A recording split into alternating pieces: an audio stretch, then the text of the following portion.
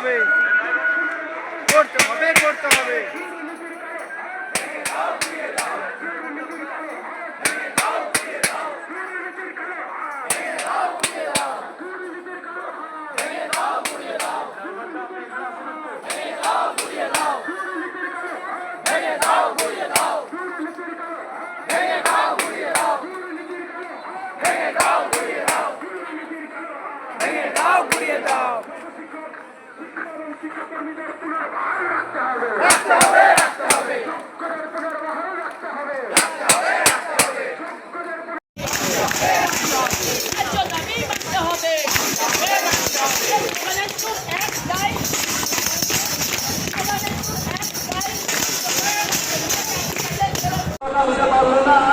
যে তারা এখনো পর্যন্ত লিস্ট যোগ্য অযোগ্য সার্টিফাইড লিস্ট তারা এখনো পাবলিশ করতে পারলো না।